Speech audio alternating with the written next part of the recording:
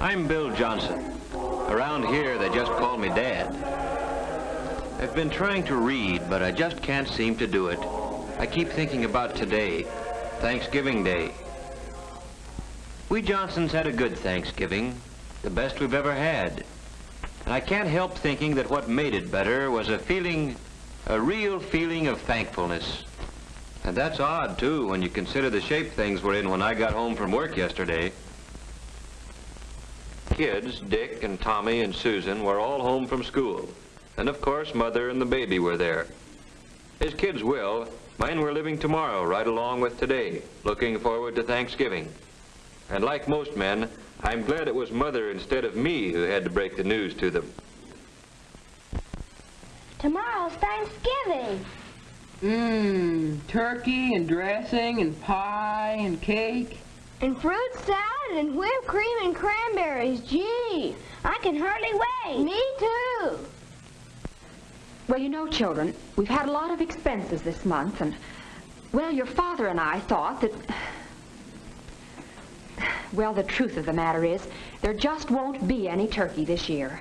No turkey for Thanksgiving? Oh, I'm going to make a pumpkin pie, and we'll have plenty to eat, but, well, we'll just have to get along without turkey. Mom, you don't mean it. It won't be Thanksgiving at all. Even the Pilgrims had a feast. After all, isn't that what Thanksgiving's for?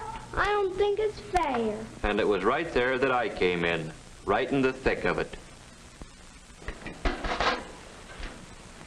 Hello, everybody. Hi, Paul. Hello, Mother, Dick, Susan.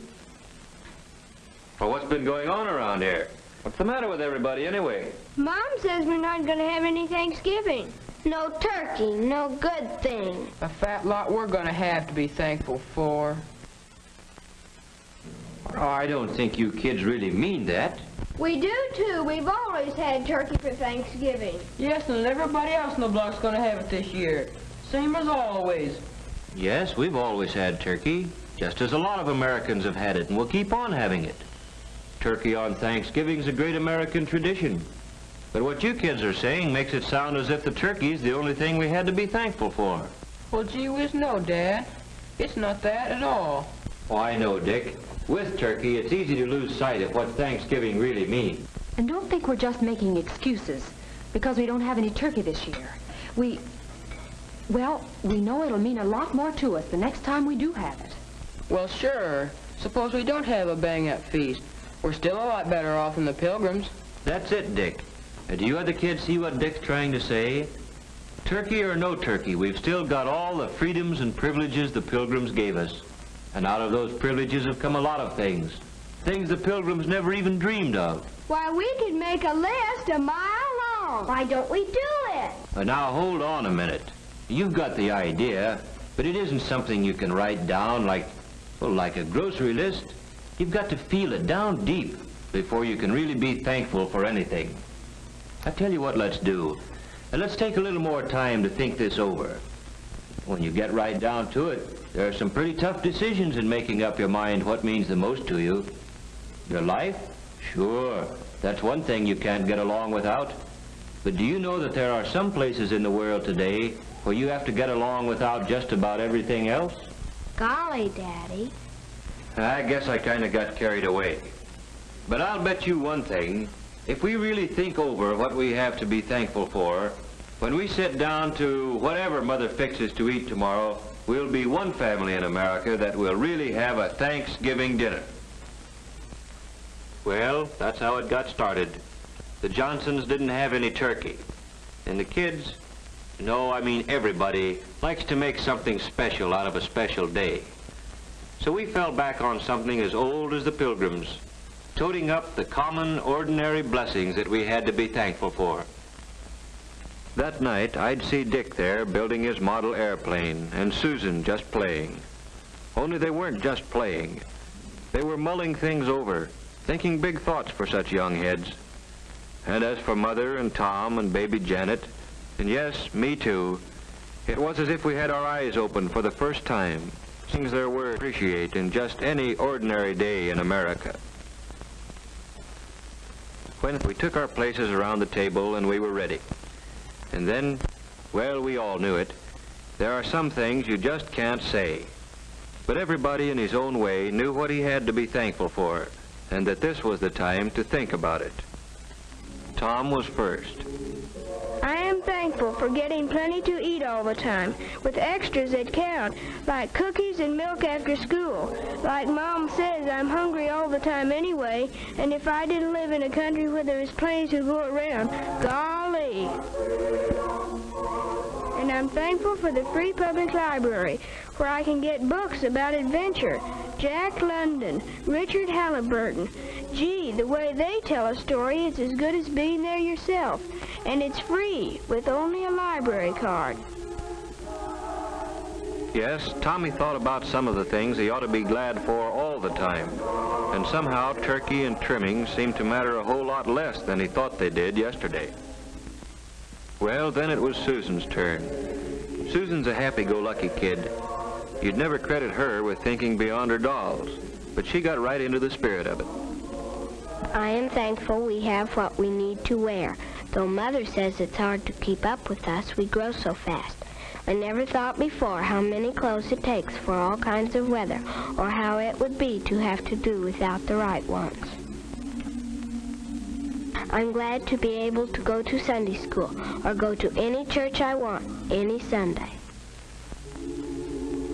I'm thankful for my mother and daddy, that they are here with us, that both of them aren't too worried about things to take time to have fun with us. I'm glad we're a family, that families are still important in America. I guess Dick, being the oldest, was having some pretty serious thoughts. I am thankful for being able to get an education, for living where schools, all schools, open their doors to a guy who wants to learn, where school books are studied instead of burned, where a guy is rated by how much he knows, and the community is rated by how well it teaches him. I'm glad I've got a chance to play, batting a ball around once in a while. Stuff like that. I'm glad it's fun, growing up in America. Sure, baby Janet's too young to understand the big word Thanksgiving. She's too little even to tell us the things that make her happy. But we can tell, and maybe she's thinking about them now. Maybe she's thinking about the fun of splashing around in the tub, and about how good it feels to be clean. About playtime with Mother, and the security she feels in Mother's arms. And as for Mother, seems she's always working, cooking, ironing, tending children, daylight to dark. What does she have to be thankful for? I am thankful that my children had the privilege of being born safely and of growing up healthy and strong. I'm thankful that I have the privilege of guiding them as they become useful men and women. And I'm thankful for all the things our American system makes possible for the Smiths and the Browns and the Johnsons. For washing machines, hot water out of a tap, and a telephone to call the doctor when one of the family is sick. A car to get Dad to work. Yes, I'm thankful for all the things free people working together can produce. I'm thankful that when my neighbor drops in to borrow a cup of flour, we've got the right to talk about anything we want to. The parent-teacher project, the new mayor, or Jane Jones' hat. And last of all, I'm truly thankful for the peace of mind that Dad's job brings, for knowing that even though there are lots of luxuries we can't afford, there still will always be enough to go around for the things we have to have. I'm glad Dad doesn't work slave hours, that there are evenings and Sundays and vacations when we can all be together. That's Mother for you, grateful for what America means to her family. And now for me. I've got so many things to be thankful for. I'm thankful for this house. It may need a coat of paint, it has a mortgage, but it's ours, a place where we can be together in privacy. And I'm thankful for the thing that makes this house our home, the happiness here, Not just today or on Christmas morning, but on a day-to-day basis all through the year. For knowing that a knock on our door means nothing to fear. A friend calling, or maybe a bill collector, or a kid selling magazines. You never know what to expect. But you can count on one thing. It's not going to be some political gangster coming to drag one of us off to jail because we believe in freedom. And I'm glad that that freedom we've got lets me choose the kind of work I like and can do best. Taking a sluggish motor and making it hum again. Makes me feel that somebody got to his work, or wherever he had to go, just because of me. And feeling like that gives me a lot of satisfaction. And I'm thankful for my newspaper. Just a few cents worth of printer's ink and paper, but more valuable than any amount of money. Because in it, the editor's got the privilege of printing what he thinks. And I've got the privilege of agreeing with him or not, however the facts strike me. And both of us, the editor and I, have the right to act on our opinions on Election Day, to vote for the principles we believe in. And finally, I'm thankful for being able to believe, in spite of everything, that somehow, someway, the unity we've got here in the Johnson family will someday spread to men and nations throughout the world. For all these things, we are truly and humbly thankful. Amen.